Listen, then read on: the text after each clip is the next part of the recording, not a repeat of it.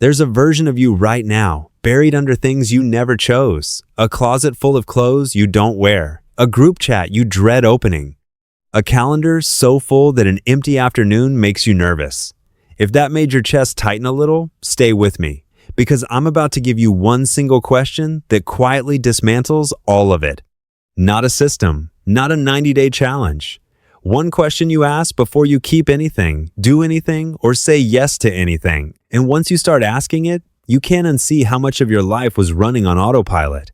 3 years ago, I was the person who had everything and felt none of it. A full apartment, a full schedule, a phone that never stopped buzzing, and somehow I was more exhausted than I'd ever been in my life.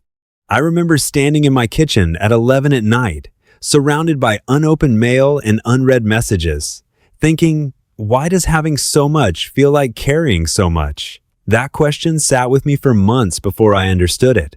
Here's what I eventually learned, and it's not really about stuff, it's about your brain. Every object you own, every relationship you maintain, every commitment on your calendar pulls a tiny bit of mental energy just by existing, not when you use it, just by being there. Psychologists call this cognitive load, and most people never notice it building because it happens one small decision at a time. None of it looks heavy in the moment, all of it is heavy by the end of the day. I didn't figure this out from a book first. I figured it out by accident, the week I got sick and canceled almost everything for 5 days. No plans, half my usual stuff untouched, phone left in another room most of the day, and somewhere around day 3, I felt something I hadn't felt in years. Quiet.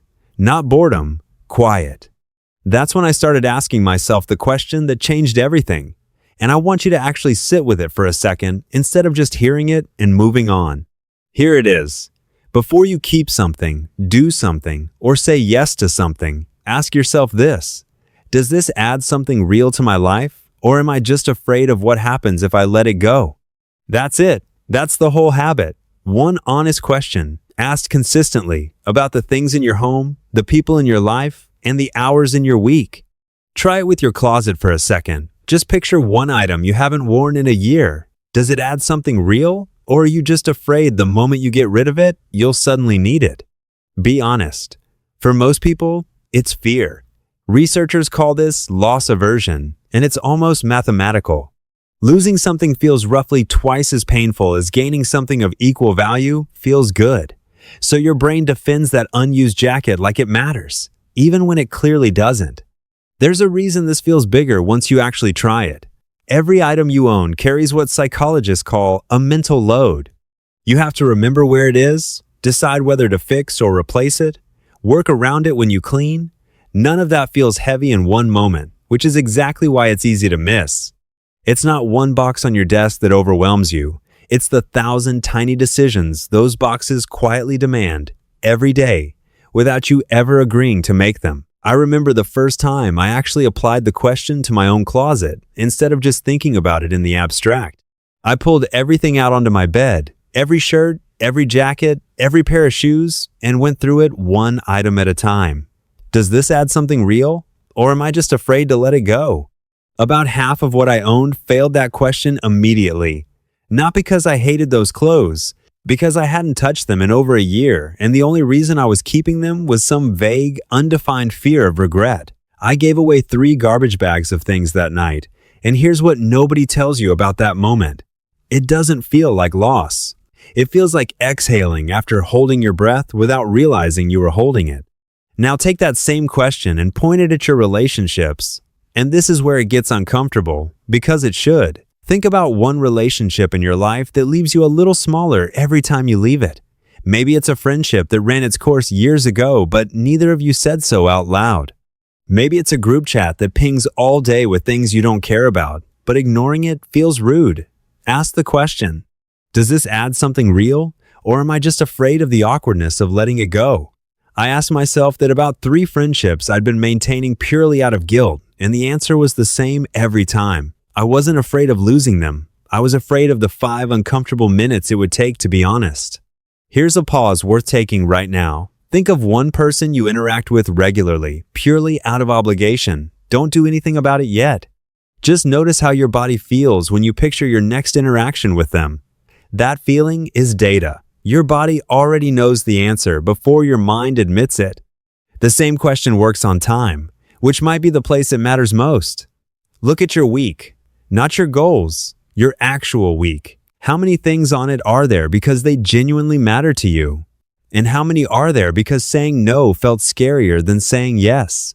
Psychologists call the second thing busyness addiction, this compulsive need to stay in motion because stillness feels unbearable. I used to fill every gap in my schedule without noticing I was doing it, because an empty afternoon made me anxious in a way I couldn't explain. It took me a long time to realize the anxiety wasn't about having nothing to do. It was about being alone with my own thoughts for the first time all week. This one is hard to see because it comes down to confusing what's urgent with what's actually important. The email that just landed feels urgent.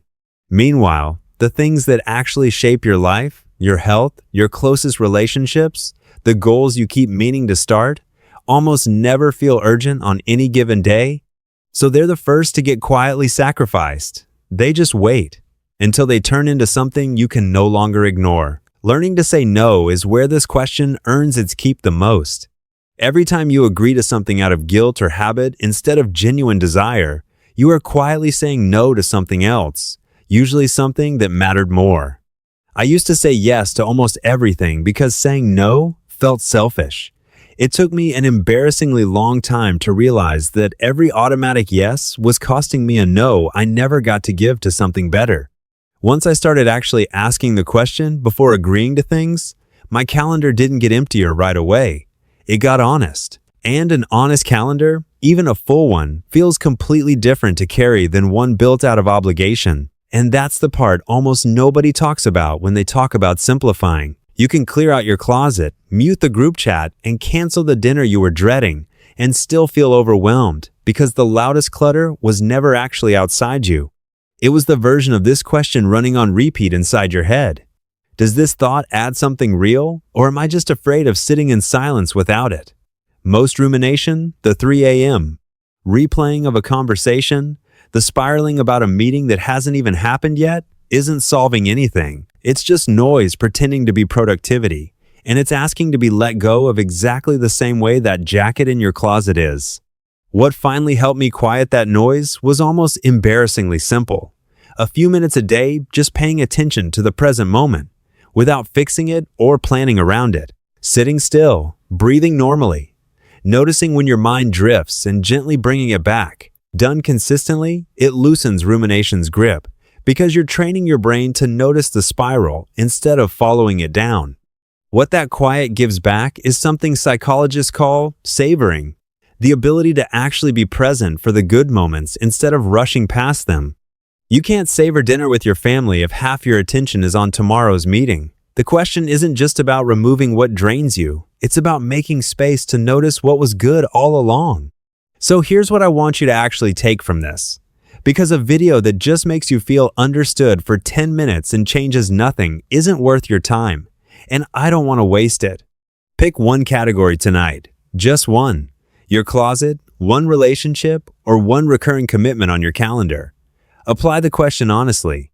Does this add something real to my life? Or am I just afraid of what happens if I let it go? If the honest answer is fear, don't force yourself to act on it immediately. Just notice it. Naming the fear is most of the work. The action gets dramatically easier once you've stopped pretending the fear isn't there. What surprised me most, once I actually started living this way, wasn't how much lighter my apartment felt. It was how much clearer everything got. When you stop spending energy defending things, you're only keeping out of fear. That energy has to go somewhere.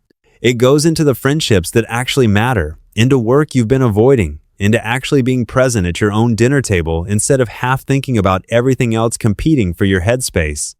You don't need to overhaul your life tonight or quit anything dramatic or have a hard conversation with everyone you've been avoiding.